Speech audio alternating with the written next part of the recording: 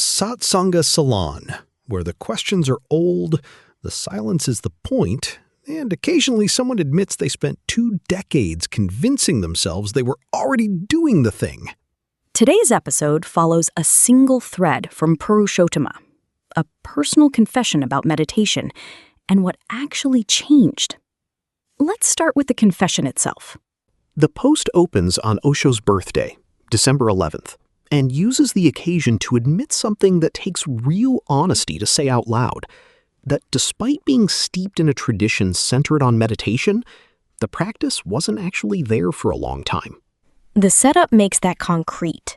The post reads, "I did not regularly sit in meditation until 20 years after he left the body." 20 years. And the reason that matters is that the post doesn't frame it as failure. It frames it as self-deception, which is a sharper diagnosis.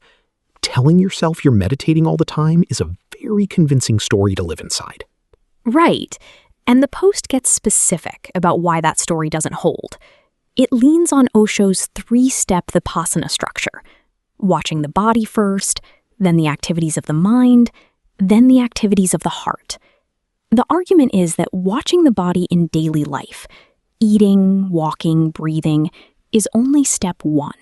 So, I'm meditating while I do the dishes covers maybe a third of the map, and you can spend decades parked there feeling accomplished. That's essentially it. The post says, the only way I can really watch my mind is by sitting silently and looking directly at the movement of thought.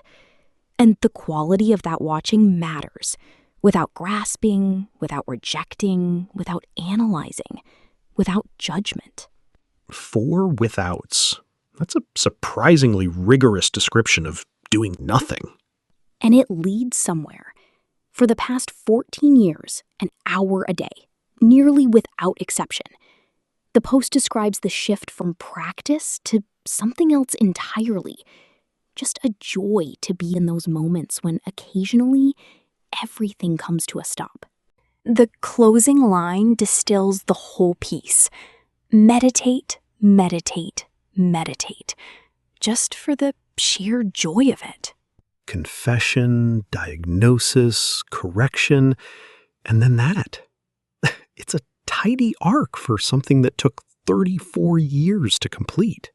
Self-deception about inner work. That's the thread worth sitting with. Next time, more from Satsanga Salon. The silence will keep.